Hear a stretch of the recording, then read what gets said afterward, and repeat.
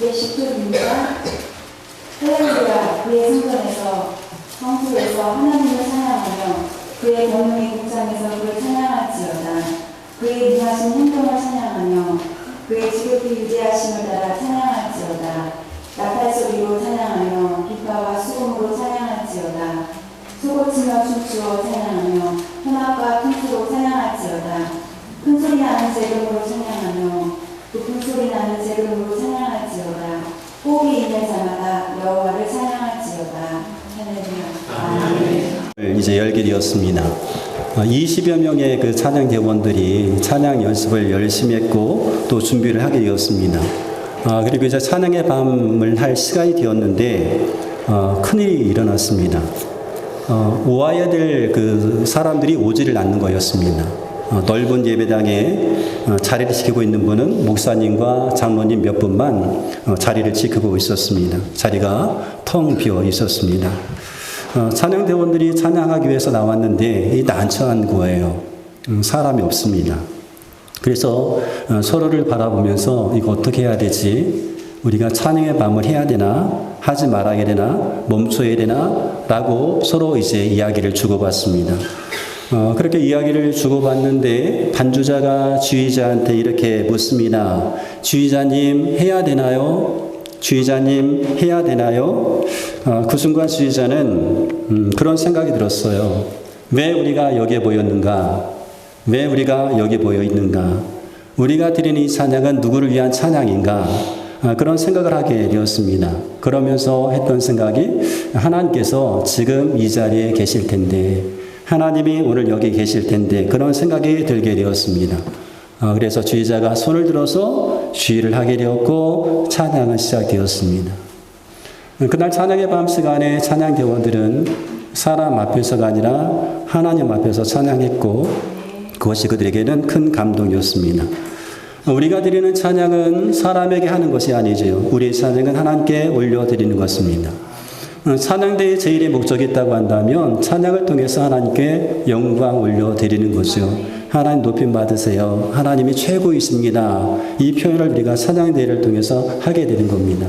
그러면서 바라는 것이 있는데 찬양을 드리는 찬양대원들이 바라는 것이 있는데 그것은 뭐냐면 이 찬양을 듣고 있는 모든 성도들이 함께 이 찬양을 통해서 하나님을 높였으면 좋겠다. 그런 기대감을 갖게 됩니다.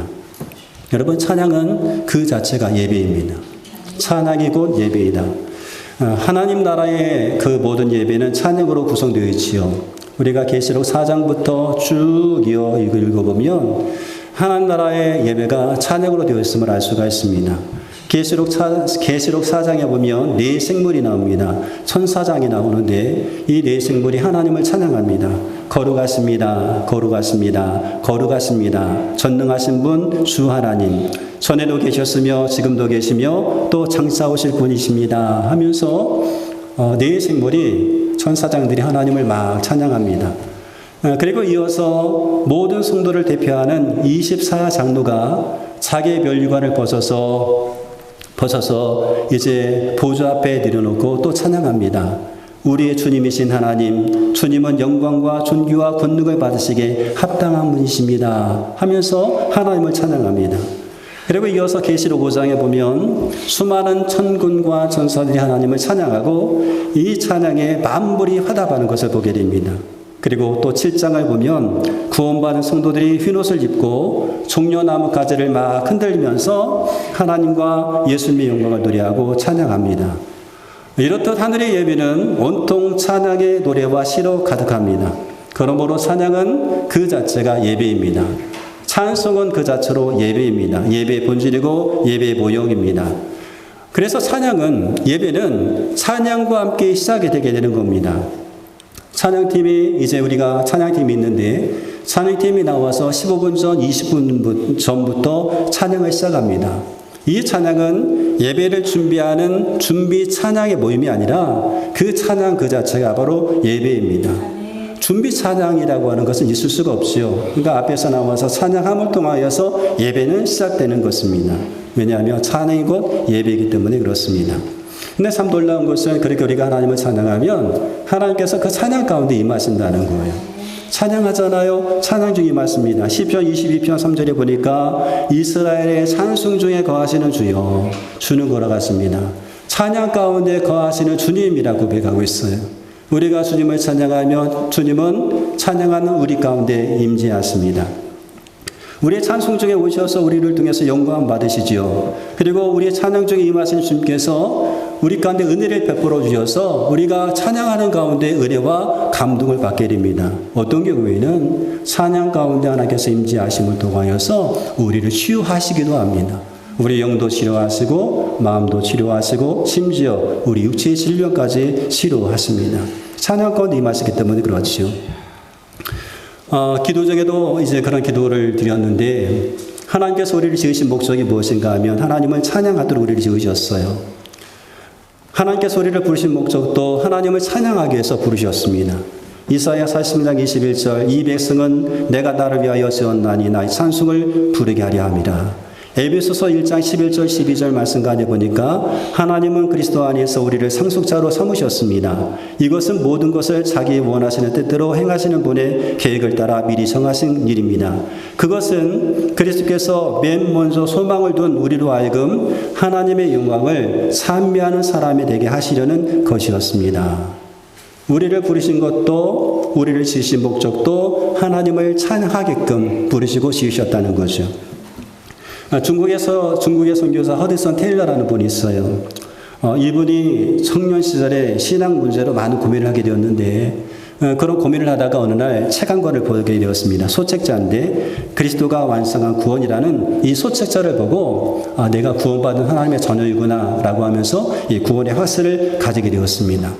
그리고 먼 훗날 구원의 확신을 가지게 된 이 날을 떠올리면서 그는 이렇게 고백합니다. 그때 저는 구원을 위해서 제가 한 일도 없고 할 일도 없음을 깨달았습니다. 그때부터 제가 하나님께 드릴 것은 찬양밖에 없음을 알았습니다. 저의 진짜 생활은 그때부터 시작되었습니다. 구원받고 나서 깨달은 것이 있는데, 말씀드렸던 것처럼 구원을 위해서 내가 한 일도 없고 할 일도 없었다. 구원받은 후에 내가 할 일은 찬양밖에 없었다는 그런 고백이죠. 구원받은 성도가 하나님께 드릴 것은 찬양밖에 없습니다. 이것이 하나님 우리를 지으신 목적이고 구원의 이유입니다. 오늘 우리가 읽었던 시편 150편은 6줄로 된 짧은 시편입니다. 그런데 이 짧은 시편 가운데 찬양의 장소, 찬양의 이유, 찬양의 방법, 그리고 찬양해야 될 사람이 누구인지를 알려주고 있지요. 그러면서 할렐루야 하면서 찬양할지어다, 이 고백이 무려 13번이나 등장합니다. 13번이 하나님을 찬양하라고 고백하고 있지요. 어디서 찬양하라고 했는가 하면 1절에 보니까 할렐루야 그의 성소에서 찬양하며 그의 권능의 궁창에서 찬양할지어다. 그의 성소에서 찬양하고 권능의 궁창에서 찬양하라라고 했어요. 성소가 무엇인가 하면 하나님께 예배드리는 장소가 다 성소입니다. 예배드리는 장소, 여러분이 가정에 예배드리는 장소면 그 장소가 성소가 되는 것이고, 교회가 예배드리면 교회가 성소가 되는 것이고, 우리가 들에 나가서 캠핑에 가서 거기서 예배드리면 그 자리가 성소가 되는 거죠. 예배드리는 그 장소마다 하나님을 찬양할 것을 요구하고 있습니다. 권능의 궁창이라고 하는 것은 하나님께서 창조하신 하늘 아래의 모든 세계를 말합니다. 그러므로 어디서든지 우리가 하나님을 찬양할 수 있고 또 찬양해야 되는 거죠. 우리가 가끔 찬양을 할 때에 그 경치를 보면서 우리가 찬양하잖아요. 주 하나님 지으신 모든 세계 내 마음속에 그리워 볼 때 하늘의 별 울려 퍼지는 데서 주님의 권능 우주에 찬네 주님의 높고 위대하심을 내 영혼이 찬양하네. 이런 찬양이죠. 우리가 찬양을 할 때마다 들을 볼 때 경치를 보면서 이 찬이 울려 나오잖아요. 하늘하에 있는 모든 것들을 볼 때마다 우리가 하나님을 찬양할 수 있고 어느 곳에든지 하나님을 찬양할 수가 있습니다. 그리고 우리가 하나님을 찬양해야 될 이유는 너무나 많이 있습니다. 오늘 성경에서는 그의 능하신 행동을 찬양하고 그의 지극히 위대하심을 따라 찬양할지어다라고 말씀했습니다. 하나님의 위대하심과 하나님께서 행하신 일들로 인해서 하나님을 찬양하라. 여러분, 하나님께서 우리를 위해서 얼마나 많은 일들을 행하셨습니까? 그 일들을 생각하면 하나님을 찬양하고 하나님을 높여드릴 이유는 너무너무나 많이 있습니다. 그러면서 이제는 우리가 어떻게 찬양할 것인가를 말씀하고 있는데, 여기서는 찬양의 도구와 도구를 이야기하고 있어요. 찬양할 때 악기를 동원해서 찬양하라. 나팔, 비파, 수금, 소고, 현악, 퉁소, 재금으로 찬양하라 라고 그렇게 이제 말씀하고 있어요. 악기를 통해서 찬양하라. 우리의 몸은 좋은 악기라고 여겼습니다. 우리의 몸은 좋은 악기입니다.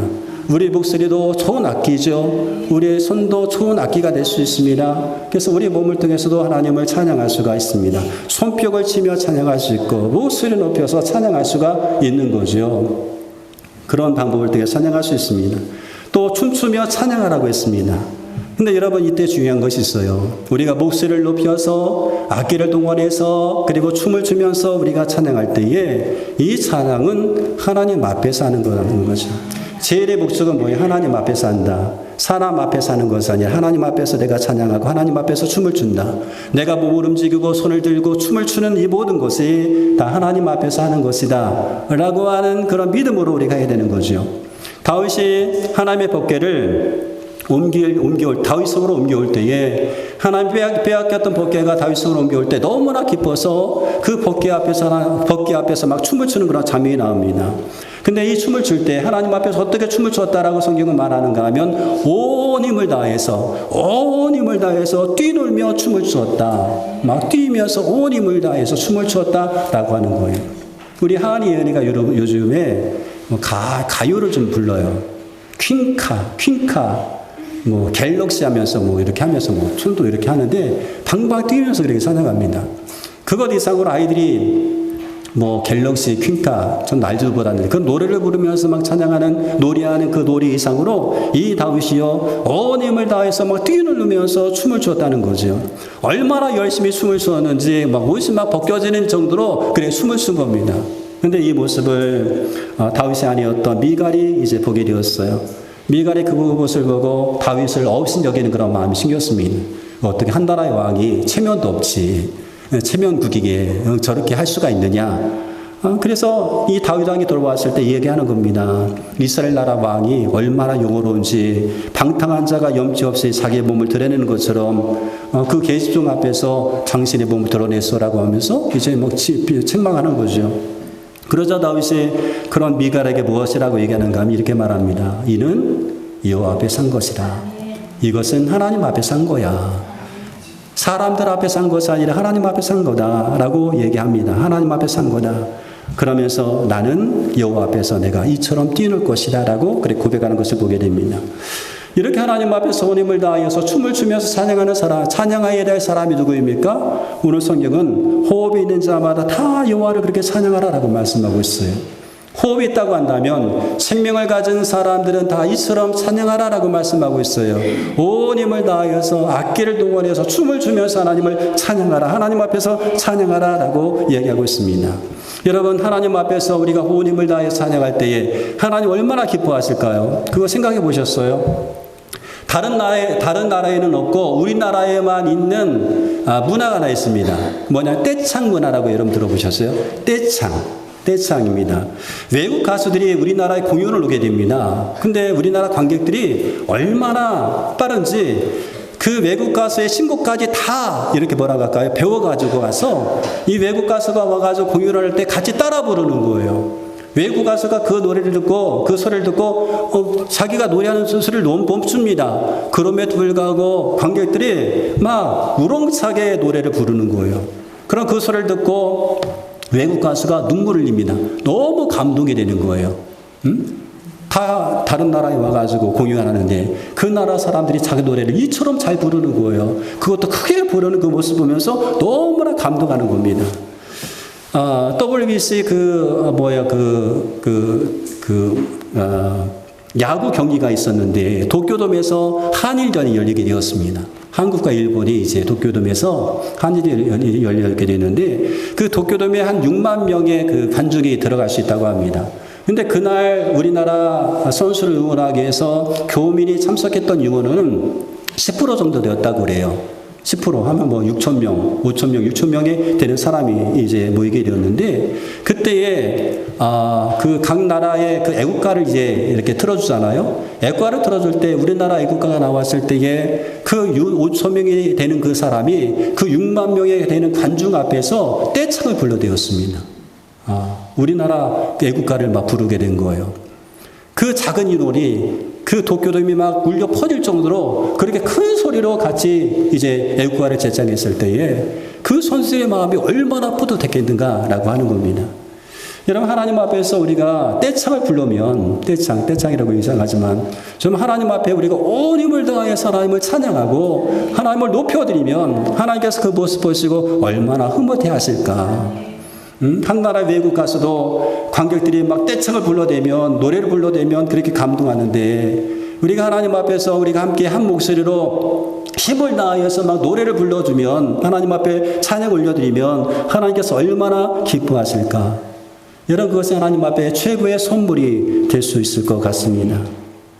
우리에게는 찬양할 수 있는 입술이 있습니다. 온 힘을 다해서 찬양 부를 수 있는 힘도 있습니다. 다윗이 온 힘을 다해 하나님 앞에서 춤을 추었던 것처럼 우리도 그렇게 할 수가 있습니다. 최선을 다해서 최고의 찬양을 하나님 앞에 올려드릴 수가 있습니다. 여러분, 우리 찬양 대원들을 보십시오. 감정희 사님 고백했던 것처럼 찬양 대원 뭐 전문적인 우리가 지식을 가지고 있는 것도 아니었습니다. 그렇다고 해서 모여서 발성 연습을 하느냐? 발성 연습도 시킬 줄 모르고 할 줄 모르기 때문에 하지 못합니다. 그냥 우리가 원음으로 부르는데 부르다 보면 화음이 돼요. 아셨어요? 화음이 돼요. 한음으로 부르는데 부르다 보면 참 기가 막히게 화음이 나와요. 그런 정도의 수준을 우리가 가지고 있습니다.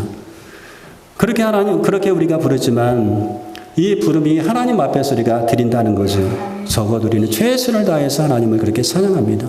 최선을 다해서 찬양하며 최고의 찬양을 하나님 앞에 올려드리려고 하죠. 그리고 우리가 부르는 그 찬양을 통해서 온 성도가 하나님의 은혜를 기억하면서 찬양할 수 있기를 기대합니다. 그런 마음을 가지고 찬양합니다. 우리는 하나님 앞에서 온 힘을 다해 찬양할 수가 있습니다. 할 수 있는데 우리가 그렇게 하지 않으면 하나님 답답해 하십니다. 너무 답답해 하세요. 내가 온 힘을 다해서 하나님을 섬길 수 있고 하나님을 찬양할 수 있는데 여러분이 그렇게 하지 않잖아요. 하나님 너무너무 답답해 하십니다. 답답해 하셔요. 내가 너한테 입술도 줬고 목청도 주었고 다 주었는데 입도 뻥끗하지 않고 찬양도 안 하고 목소리 높여서 주님 높여드리지 않으면 하나님 너무너무 답답해 하세요. 여러분, 하나님 답답하지 않을 것 같아요? 답답해 하십니다.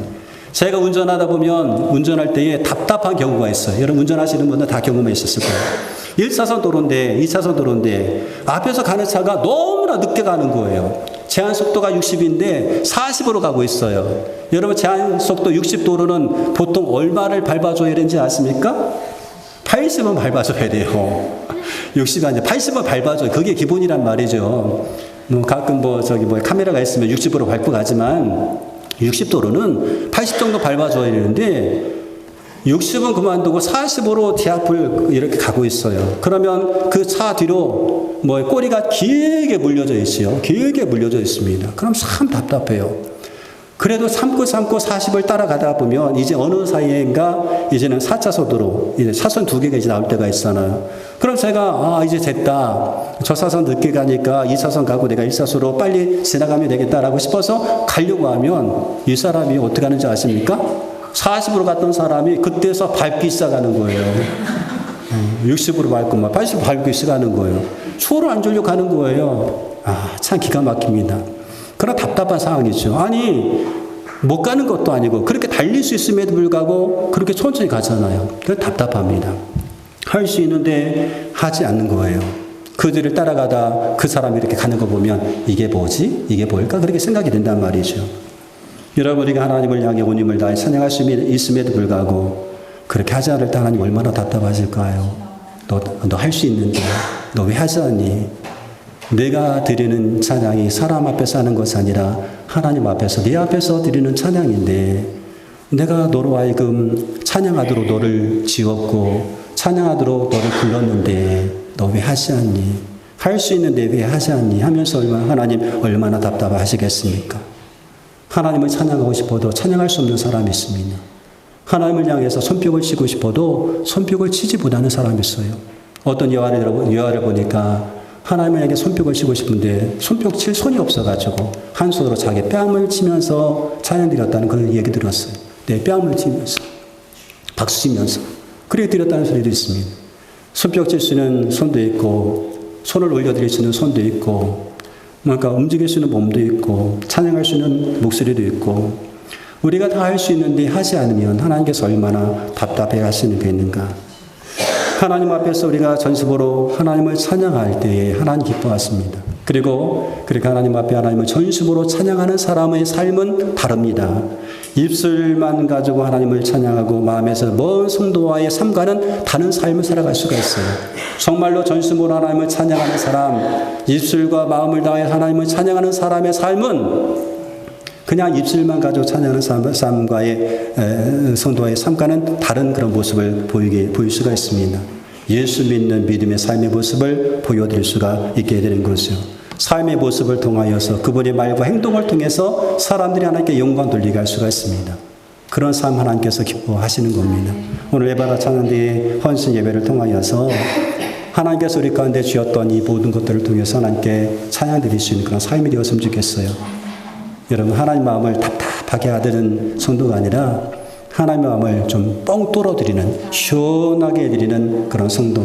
하나님께서 우리가 드린 이 찬양을 보시면서 너무나 기뻐하시고 찬양 중에 임하셔서 각 사람의 마음을 만져주시는 그런 시간들을 보내시기를 주의 이름으로 축원드리겠습니다. 우리 함께 이 시간 찬양 드리겠습니다.